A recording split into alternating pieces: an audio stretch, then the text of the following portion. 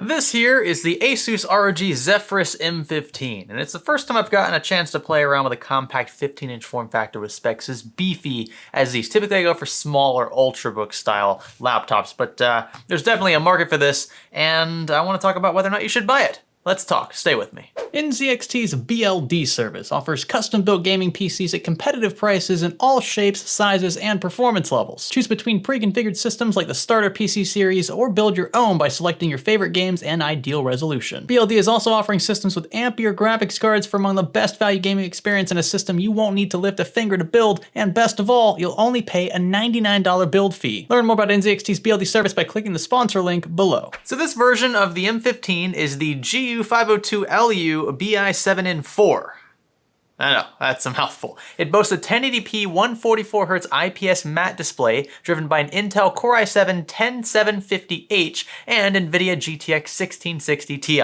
Another mouthful. This combination is right in the sweet spot for modern high refresh rate gaming in 2020 and around a 1080p resolution, even on the mobile side, and for a price of around $1,300 or so US dollars, it keeps me interested. This model's fitted with 16 gigs of RAM and a 512 gig NVMe SSD. There's also a second M.2 slot for a storage upgrade, which is nice, but in terms of RAM, there's only one actual slot, like a physical slot to remove the module. And there's only one module here, and it's an 8 gig module, which means that the other 8 gigs is soldered on the board and thus non-removable. So it's kind of weird. If you wanted to upgrade with a 16 gig DIMM, you'd have 24 gigs of RAM.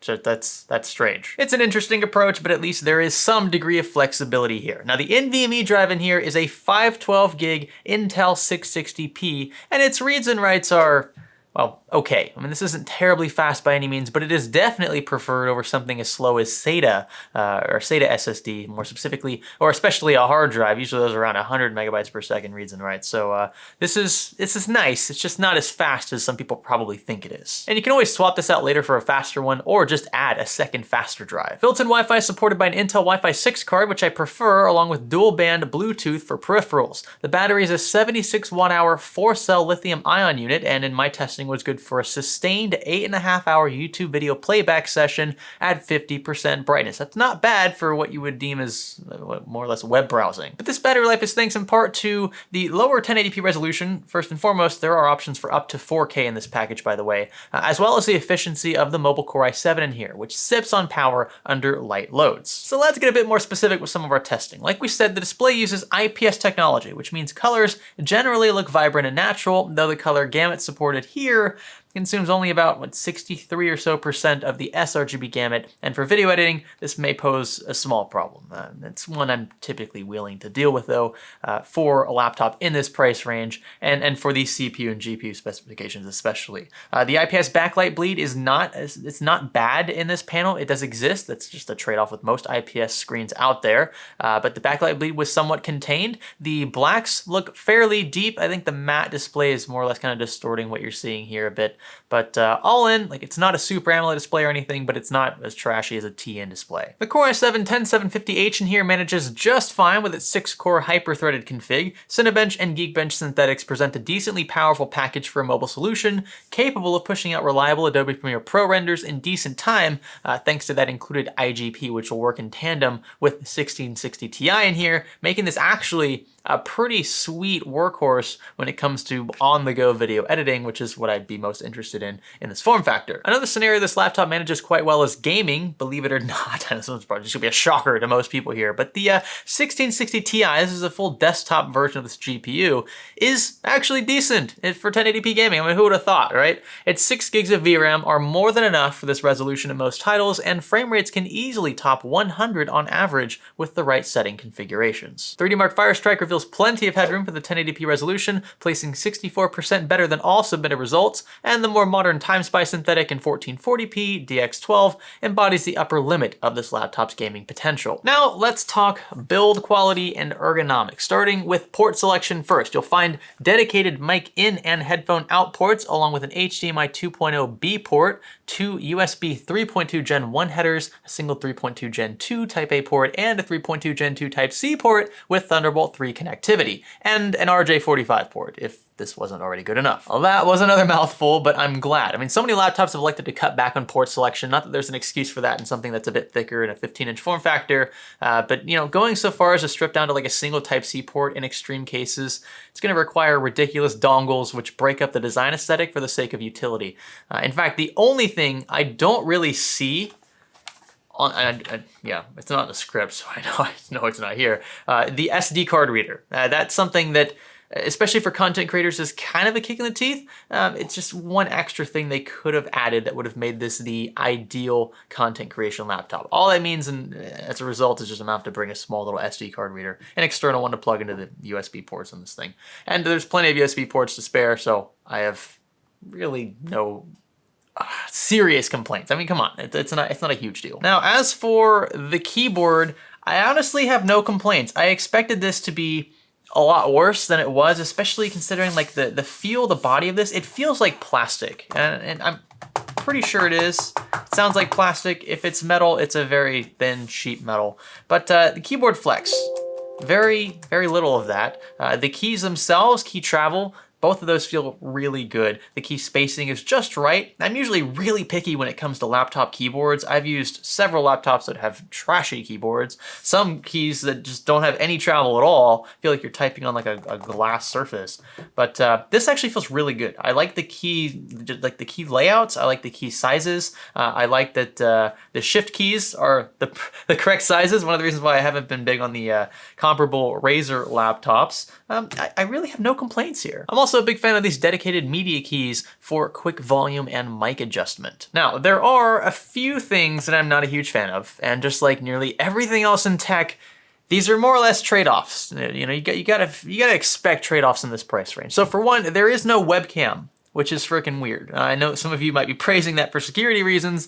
If you're like my dad, you're gonna put tape over every webcam you see. But I also find this to be a glaring hole in an otherwise excellent game plan for a compact yet powerful package, especially in 2020. Now that so many students and employees are expected to chime into meetings via video call, lacking a built-in webcam could be a deal breaker. It just depends on who you are, what you do. But at worst case, you could buy something like one of those Logitech webcams that everyone has, a C920, is that what it's called? And I have like 3 of those. I still don't remember the name of it. But you can always connect an external, you know, webcam and you'll be fine. It'll look a little weird with a laptop, but it'll work. And my other big gripe with this laptop, it's not really a huge deal. The speaker quality is not the best. I'll let you hear that in a second, as well as the microphone quality. So this doesn't have a webcam. It better have a pretty darn good microphone to make up for it. I'll let you have a listen. This is a test of the M15 microphone and speaker quality. This is a test of the M15 microphone and speaker quality. I should talk about different things to test the speaker and microphone quality. Oh, it handles speaking. I can yell at you if you want. This is a test.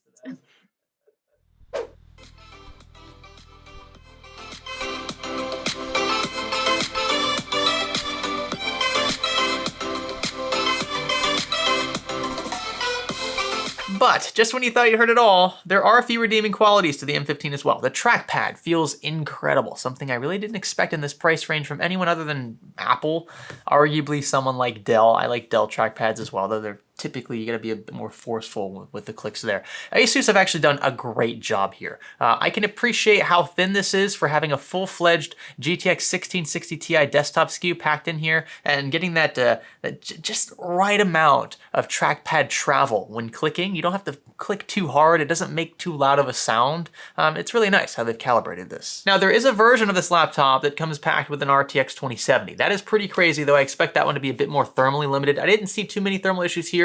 It will throttle itself. Most laptops in this price range with these kinds of specs will, but the amount of thermal throttling didn't noticeably affect much of the workflow that I was kind of running through to test this out. In video editing, it will throttle just a bit. I haven't tried undervolting, I haven't tried applying liquid metal solution. Most people aren't going to go through the trouble of doing those things. That's why I like to test out of the box as is. And on the note about thermals, the laptop actually doesn't get too loud. So when it's toasty and under sustained load, I mean, the fan kicks in, and well, actually there's 2 fans in here, and they do sound a bit like mini jet turbines, though the extent to which these will, run at full max RPM, it's very rare.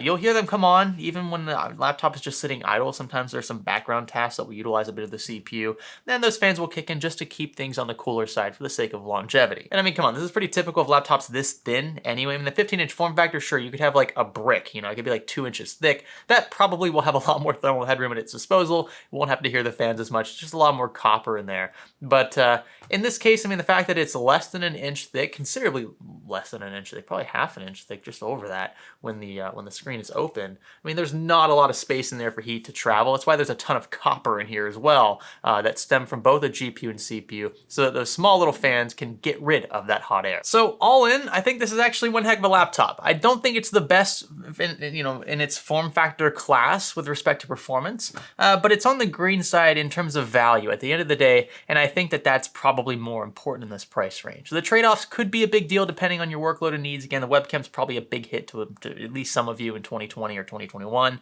but the M15 overall packs quite a punch for a smidge over 1K. This would make for a great content creation laptop for events like CES and Computex, and would also be suitable for those in college or in the workforce who need something fast for 3D modeling in, say, SolidWorks. And if you're watching Netflix on the side, I mean, battery life is pretty decent in our testing as well. Just make sure that you aren't running too many tasks in the background while that's happening. You won't get the same results I was. Also, the standby time, that's another thing that I probably should touch on. If you're just gonna close the laptop and keep it on or let it run in standby, battery life there is a little worse than I've expected. So I'll have like 50% charge when I close the laptop, and then I'll wake up the next morning, open it up, and it's dead. So something in here that's running in the background while the laptop is closed is consuming quite a bit of power, more than it should, I think, in standby mode. So maybe tweak some of the settings in Windows to fix that. I'm sure there's a bit of a workaround. I'm hoping that it's not hardware specific, because if it is, then it's gonna be a lot harder to fix. But anyway, you can find the ASUS Zephyrus M15 reviewed here in the video description, along with a few additional models with varying specifications. You can kind of shop around a bit. Remember that RTX 2070 is an option, I believe, as well as the 4K option. So kind of weigh those. Obviously the 4K model is gonna be a bit worse when it comes to battery life, but it will look much better. And the RTX 2070, while it is more powerful, will also consume more power overall. But if you're comfortable with a 15-inch profile, then this right here, I mean, even the bare bones model is one I would consider, especially in this price range. That's all for this one. Consider leaving a like, I'd appreciate that, and consider subscribing for more content like this. My name is Greg. Thanks for learning with me.